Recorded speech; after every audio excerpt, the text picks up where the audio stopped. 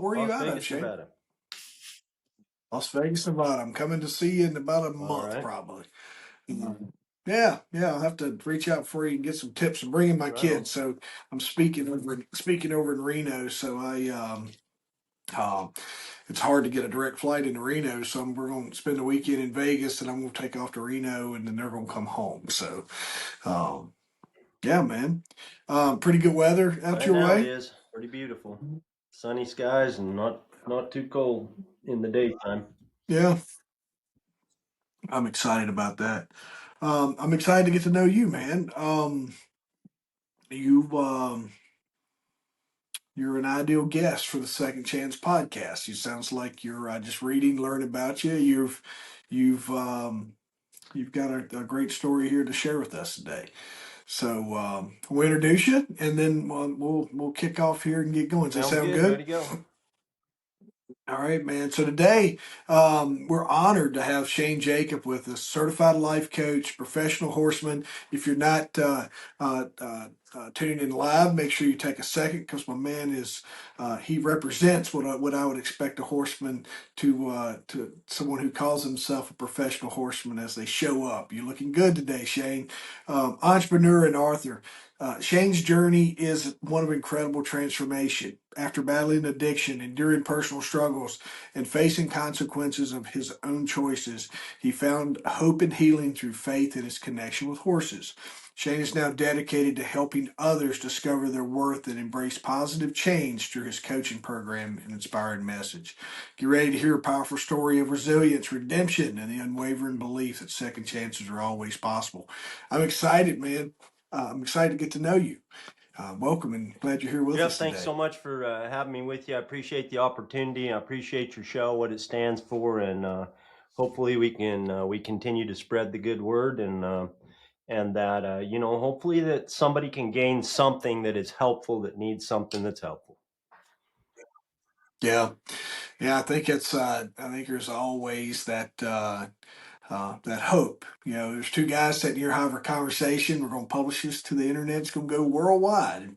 So we hope that this gets in the hands of the people that need to hear it the most. And I think it's pretty much always the case. Just talking to different folks about how they found us or listened to us. But you got this.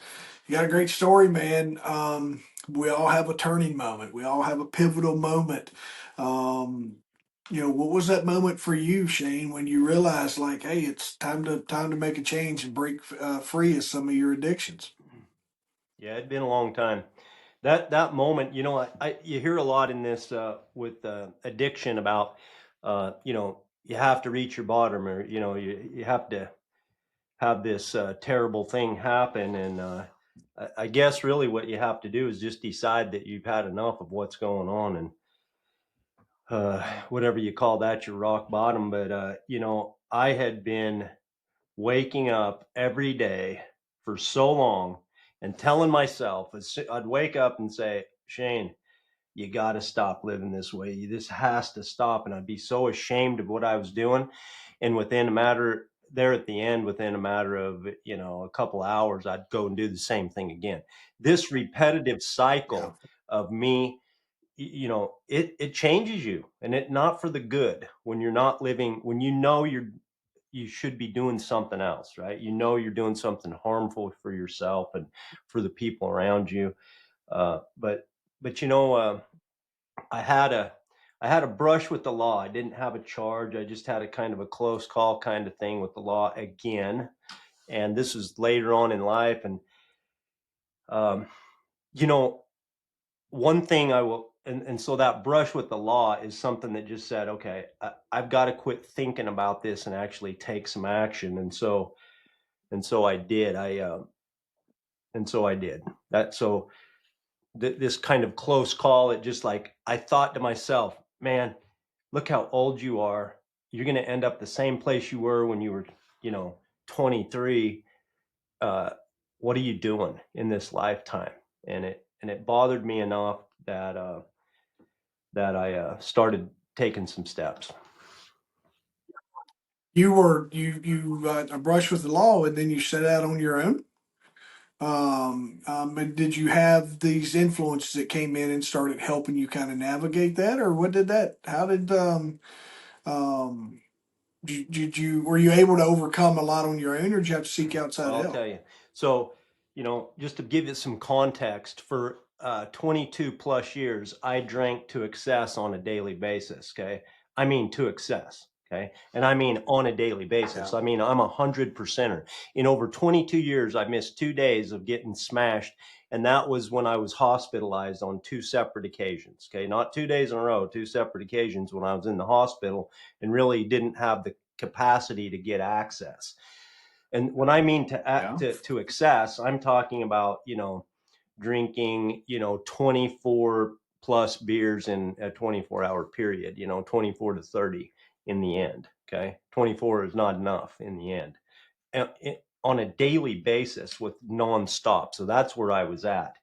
The thing that helped me, and the thing that I've observed, and the thing that I believe is a requirement that I didn't know at the time, but in looking back, that one of the things that helped me was a belief that I had in my head. I had an idea that I could be a different person, that I could be sober. I had an idea that I could believe that. I could see it. I didn't really know if I could do it, but I always had this thing, always, for most of the time, and I had this idea that, hey, you're not going to die. I was getting close to, you know, dying drunk, just like penniless, with nothing and no people, no good relationships. And I could see that I was getting closer to that, but I had this belief that that wasn't going to be me. And so when I combined that belief with what wasn't going to be me, I thought about it for a long time. What I mean by that, I thought about it for months, almost a year. I thought about it for about 8 or 9 months. I thought about what it would be like. I thought about, because, after 22 years of a daily addiction, it's who I am. I mean, it's what I do. It's yeah. my people that I'm surrounding myself with. It's how I operate my life, you know. And it wasn't a good life, because most of it was wrapped up in shame and lies, and it wasn't a very fun time. But that was my life. I thought about it, and I made a resolve, and I had no idea if I could do it. I didn't know if I could do it. I didn't know if I could do it. But what I did know is I didn't want to be. I'd heard so much about relapses, and I'm like, you were sober for how long and then you relapsed? I'm like, man, it just sounds hard. I don't want to do that. But I didn't know if I could. The only thing that I could do that I could is that I would try. And I really put a lot of thought into how it would all happen. And so on the second Saturday of January, and it was 2016, so I just passed 9 years the other day. On the second Saturday of January 2016, I took an old truck and I drove myself to a detox, because I'm telling you, Jeff, I was afraid that coming off alcohol, I could die, right? Because alcohol, a lot of times you can have convulsions, and like I thought my heart would stop and I might die, because I was also extremely physically addicted. I'd wake up in the morning, and if I ever had to ride anything, it didn't look too pretty because I was shaking so much.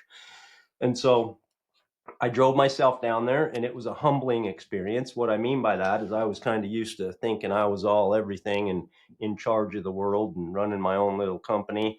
And, at that detox, I was just like every other person on the street, turn in my phone, turn in my everything, and, cooperate and follow the rules, which I did. I stayed there, and they medically uh, uh, basically took me off of alcohol and monitored, and Yep. like whatever they did to keep an eye that everything was fine. And I stayed there for 3 days and 2 nights, and I drove straight out of there to an AA meeting, and I didn't look back. And thank by the grace of God, I like to say by the grace of God and horses, this whole idea of God, a lot of times people don't like to mention it. We have to say higher power. We don't want to offend anybody.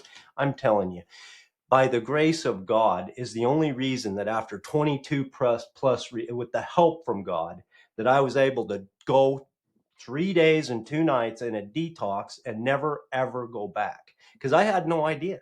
The only thing that I knew is today I'm going to do my best that I can not to drive over that store and start this cycle again. And so I did that, and then I kept doing that, and I did it yesterday too, as a matter of fact. So that's where I'm at.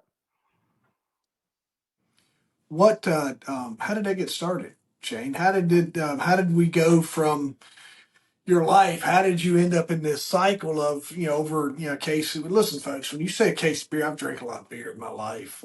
Heck, I drink so much beer, I got a record too, Shane. That's what as I got my DUI, it's what the kind of the joke I tell people was, I drink so much I got a record. But drink a case of beer is that's like, that's a big task. How did this, where did it all come from? How did you get to the point to where it's a case of beer a day?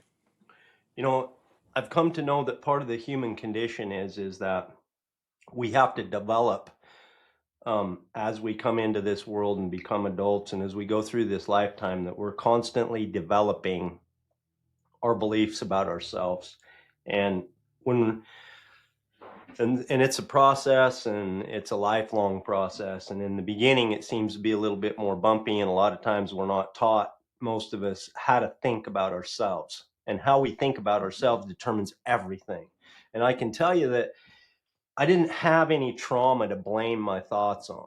Okay. I didn't have a bad thing that happened. I had a solid family. I had good values instilled into me, but for some, whatever reason, I don't know, I had voices, I had thoughts in my head that said that, hey, you're not good enough, man. You're different. You're less than. Something is wrong with you. You don't measure up to the people around you. And I tried to fit in. I did pretty decent in sports. I tried to get into my peer groups as I was going in high school, started out going to college. But the whole time I had this, I was very shy, very, introverted and kind of afraid. And really what it was is that I didn't know what to think about myself. And so I thought something was wrong. I thought that I was different or less than everybody else. But when I was 16, a couple guys and I were going to a dance, and somebody had brought along some beer. And you know what? After a couple of times of that, I found the solution to how I was feeling. And I felt okay, and I could relate to people, and it felt comfortable. And I mean, like, problem solved. I mean, I was like, I solved my problem. I was pretty happy about it.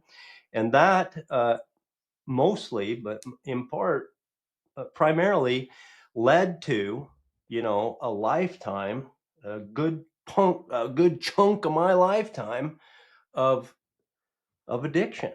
And it was not a good time. I will tell you that, I've been locked up a bunch of times as a young man, and it's not fun. But worse than that, let's just the pain, some of the things that happened as a result of my drinking caused so much pain and suffering to other people, uh, that I'm just Yeah. so sad to say it. And I'm talking about things that can't be fixed. They're permanent. Okay. There's destruction and pain that I caused as a result of my drinking that doesn't go away.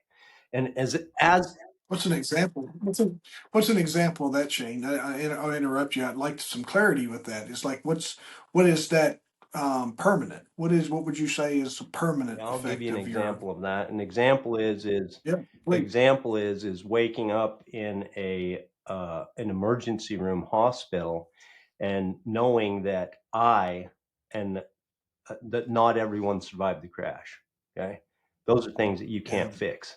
I'm talking real permanent. yeah, Okay, so yeah, um, this I have a scar from a steering wheel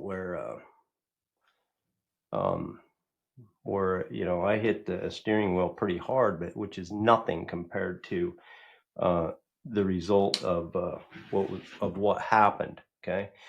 Then the other thing is so as these things are happening, or an event like this crash I'm describing, what happens to my thinking in these as a result of my drinking is I continue to fuel my feelings of just being less than, of worthless, of inadequacy, of inferiority.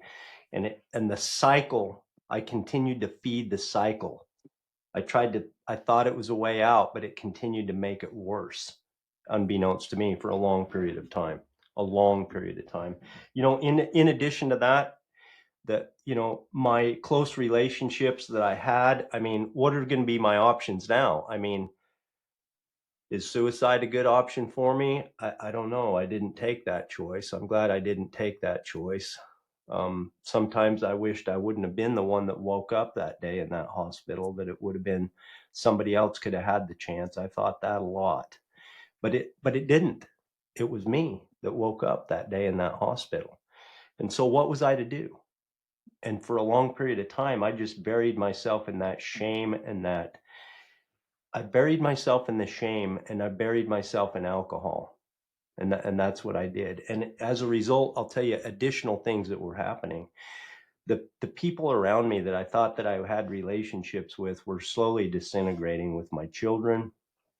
I had a marriage of 17 years that ended, right about the same time that I was decided to finally break free from this life. And those things that happened during those years, I mean, the past is the past. But what I'm saying is I can tell you two things. I can't go back and fix what was done to anyone or to me. But as a result of what I did, I can tell you that I'm in a position to where I can talk to people about how they feel when they're in addiction. And sometimes that has been helpful for those people.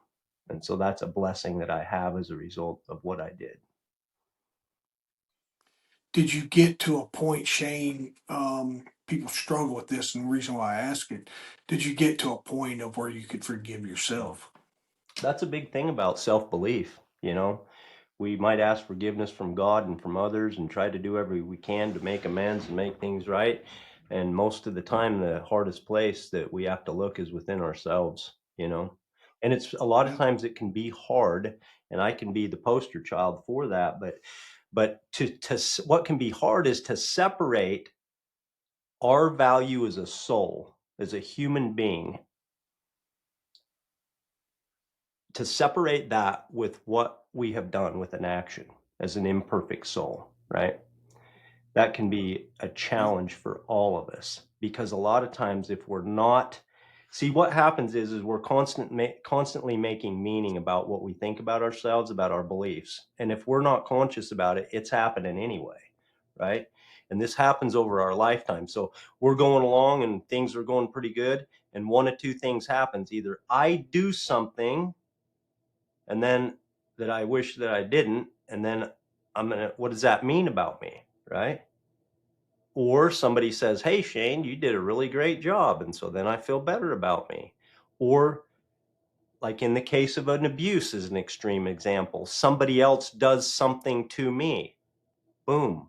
What does that mean about me, right? So we're constantly making meaning as we go throughout life, and if we don't do it intentionally, our brains will make meaning for us. And usually what that meaning is going to be is you're not good enough, and that what you did Yeah. defines what you are, right?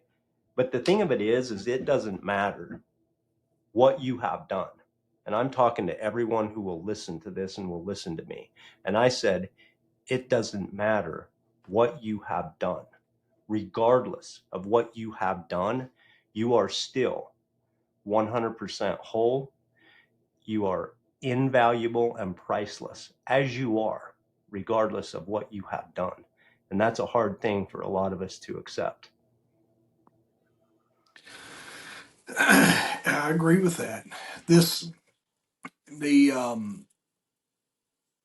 this new focus and this new life you find takes you on this path of meshing horses and faith into your recovery. Help us understand those two elements and how they became central to you and how it helped shape your outlook Yeah, I on life. appreciate that. Horses are cool. I've been blessed to be able to spend my working career working with horses. They're one of an amazing creature, and a magnificent creature. It's hard to be around a horse, in the presence of a horse, and not just feel that there has to be a greater creator that created something so amazing. When I was a kid, I was named after a Western movie, Shane, that came out about the time just around a little bit before I was born. And so, I grew up, and my family was in the ranching business, and I always wanted to be a cowboy and do all the things that cool things that cowboys do. And so I did. So I got into the horse business, and I've done a lot of cool things that cowboys do. Horses, you know, the man and horse is a relationship, and there's so many similarities between human beings relating to each other and us relating to horses and horses relating to each other a lot of times. And I'll just say this, okay? On your subject that you just asked me out of forgiveness, horses are a stellar example of forgiveness, because here's the thing about horses, okay? In this relationship that we would have with horses, it's just like with people. I'm going to make some mistakes with my horse. It's going to happen. I might even get my emotions involved, and I might uh, and I might do something that I thought was unfair. I mean, it happens, right? It's a relationship, and I'm a human being, and so when that happens, horses don't just roll over and have no consequence. There's a consequence for what you do in this relationship with this horse. But when I recognize, and when people recognize with a horse that what they're doing is unfair, and they go back and fix it, it's over. Okay. There may be some residue, but when you rebuild that trust with that horse, he lets it go, and he lets it go for forever, as if it never even happened. And so in that Yeah. way, and so you can, uh, horses are a super example of what, I try to do, A, with myself, and B, with the rest of the human beings, because it works. I can see it so clearly with horses, and and you can see that, and they're just a great example of good living with forgiveness, for sure. There's a place, I'm in Virginia, and there's a place down locally, Healing Strides, to give them a little plug. But they work a lot with horses and implementation into PTSD recovery, and so they're huge in just you'll see a lot of military folks, PTSD survivors, and they integrate their part of their healing journey is working with the horses. So I've talked to people, and I've never been there myself, but I've talked to people who've been there, who've took part in their programs, and just to speak to, that's the little bit of knowledge that I have on the healing power and just the therapy of being able to work with those amazing animals. Therapy is so much. Um, Horses are good therapy. They help us heal, and they can help human beings in so many ways. I think it was Winston Churchill's credited with saying that there's something about the outside of a horse that is good for the inside of a man, which is, I find, to be yeah, true. you've your struggle with your own, and all of us have this, your own inadequacies or your own unworthiness. Um, the folks that are listening to us now, what advice do you give? Um, I remember a point in time when my now wife was like, you've got all these destructive behaviors. Um, how do you, and a lot of the stuff you spoke to, and some of the notes that I had made was similar type environment type stuff. But that advice that you give to someone that's stuck in similar habits that you had or that I had, and just that they're going through this cycle of absolute destructive behaviors. What is that? What advice do you give to that Yeah, person? we've touched on a lot of it, and I really appreciate that question. It's like, well, how do you get out? If you want out, and we really do have to have a vision of who we want to be, and we really do want to be able to make that change. And if you have that,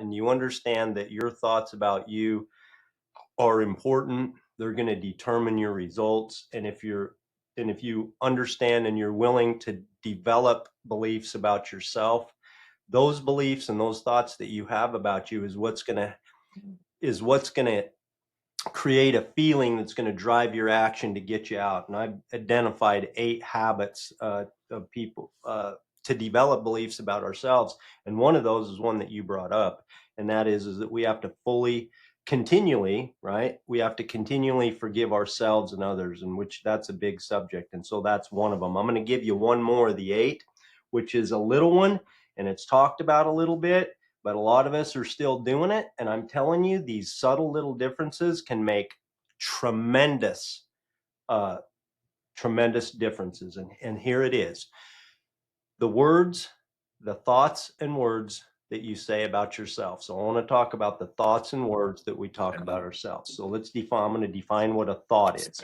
A thought is simply a phrase or a sentence in our mind. Okay. And we have thousands and thousands of these that are zipping through all this chatter in our mind every day. At our default, in other words, if we're not intentional, if we're not aware and we're not purposeful, a lot of times our thoughts will not be complimentary towards ourselves. We'll be talking, saying, you know, I made a mistake and I'm such an idiot and I can't do this, and I can't believe I did this, and what the hell's the matter with me, and I can't hold my shit together, and on and on and on, right? Whatever these things are.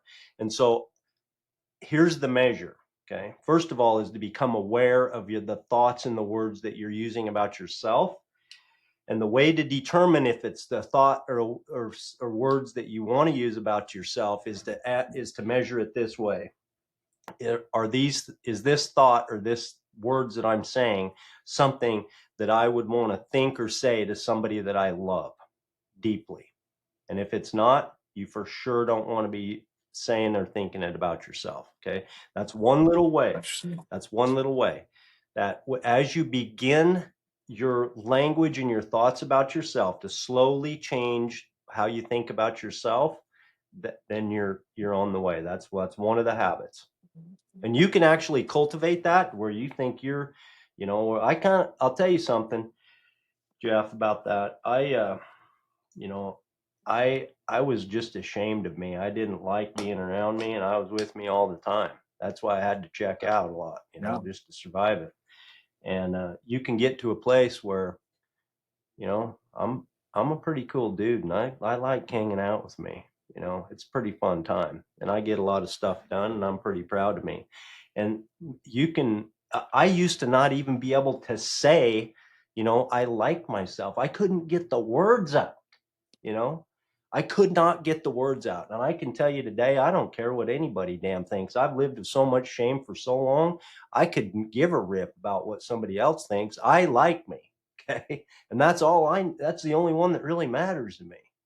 And you can get from a place where you either don't know or you can really make changes. And that this is the beginning and the foundation of making substantial change in your life. Yeah, that's solid, man. You couple in a little bit of killing the negative talk. I had a client walk in the other day, Shane, and first thing he did is sit down and confess all his past prison time and crimes, and um, came to talk business. Right? We were chatting up, and he let in. He let in. It's like, hey, I just need to tell you a couple things. And finally, I was like, let him talk, right? And after he got done, we got through the first little business.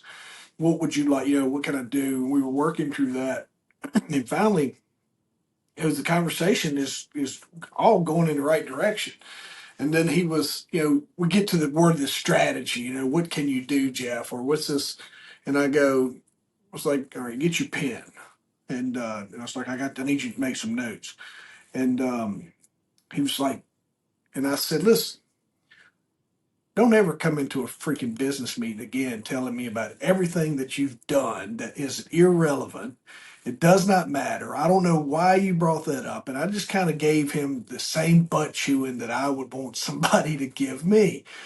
And he's sitting there, and I'm like, here's a moment of whether this conversation is going to continue in a positive way, or you're going to tell me to go to where I can get off. And man, it was a very moving moment for him because he was like, I don't know why I do that. And it took me into I help him discover. I'm like, your problem is one of the things I feel very confident. You tell me if I'm wrong. Is you've never forgave yourself. And the fellow was just like these moments of going off. And I go, you don't know me from, what I mean, you met me on the internet, and you've scheduled to come have a conversation with me about how to grow your business.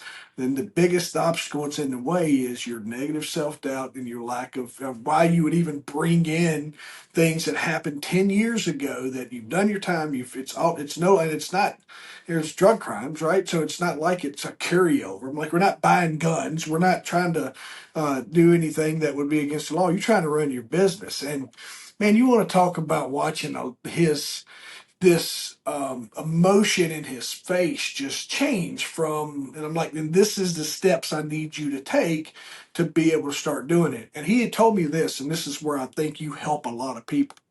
As he said, a lot of people have told me I need to forgive myself, just nobody told me how I need to go about doing it. And man, that was really a great moment for me. And but you're spot on with that. And this is where I was going to take you, and because I was curious about this throughout all that part there, you move people. You're a certified life coach now, but your business is a stable living coaching program. You move your folks that come into your program. What does that program look like, and how do you work with teens and parents to help them navigate and find their own values and navigate their own challenges? Right? What does that look like, or give us kind of that 1,000 yard overview of your Yeah. program? Appreciate the question, Jeff. Yeah. The thing of it is after a while, I'd been sober and I'd turned my life around. I'd really made some substantial changes and I'd evaluated what happened. And the thing I did is I looked back, and a lot of us have done this. And a lot of us have said these words: I wish I know then, what I know What I now. know. And I know and so I developed stable living because I know that those voices in our heads, it's part of the human condition that we need to develop who we are. And a lot of us are thinking, and it doesn't just happen it's not something that you accomplish like, oh yeah, I'm a confident person now, or, I have a great self-image and I already did that, or it has a little problem and I'm going to fix it and leave it alone for now. It's something that if you're willing to commit your life to, is going to enhance your entire experience in this lifetime, because it affects everything. It's at the core of everything. And here's the thing, let me just ask you this: what if you could believe anything you wanted to about yourself? Because you Yeah. can. And so I formulated a message and we relayed it to horses. A lot of it was horse inspired, like the example I gave with forgiveness. Horses have self confidence, personal responsibility, and the way. And horses. Just let me tell you this: you come to the barn, they know what's going on. You think you have a secret? You don't when you get to the barn. They already know. They're so reactive about they see and feel and notice things that most people don't, and people do too. A lot of times we just think they don't, but they're totally reacting on everything that's happening inside of us. And so they mirror what's in our hearts and our minds. And so horses are a good read for us of what's going on in there. And so we use horses. A lot of the principles in stable living are inspired by horses. And so we help families with teens to understand what's going on and make sure that you're on a path, because you can change the trajectory. And it does, and even as a teenager, to have a totally different end result, okay, a better end result, a more fulfilled and a more empowered and lifetime. And if you're parents, I have one thing to say about parents, because I am a parent and I know, and I talk to a lot of parents. And here's the deal with parents: all we really do most of the time is complain about our kids and wish we knew how to fix them. But the thing that we need to do is look right here to begin with, okay? Because we ain't Yeah. going to be able to Yeah. control them at a certain point, right? and Yep. and if we will focus more right here, we're going to end up having a better result with these kids. And so parents make a lot of progress and changes their dynamic. It's not a perfect world, but we get a lot of stuff done in stable living, and I'm proud to have the program. I appreciate the question. Yeah. A lot of people I've heard, and I will correct this all the time. And it used to be something we all said, this next generation. And as I got older, I had someone be like, "Man, this new generation, man, I don't know." And I go, "Yeah, you raised them." And the fellow looked at me. I was like, "This is a product of what you did, right? So don't be mad at them for." for for how they was raised, and we just had a good laugh out of that. And he was like, you know what, I guess you're right. And I'm like, but we learn, right, and we get better. Who's when someone's what is someone experiencing that's coming into your program? Not everybody's drinking a case of beer a day, Shane, right? So, but like, who is that when someone's thinking or they're looking or they're trying to find like this is what someone might be experiencing that comes into your program? What Yeah, does that look that's a like? good question. Um, if you're experiencing deep depression or something, where you might need a licensed psychotherapist, if you're seriously depressed or something like that, that's not our deal. But we have a wide range of everything from preventative. In other words, I want my kid to be set up with every tool he can to have the best future. They just come in the program on a Oh, 6 week preventative deal and get some tools and go back out, polish their armor and send them back out into the world with some skills that they'll be able to use for the duration of their lifetime.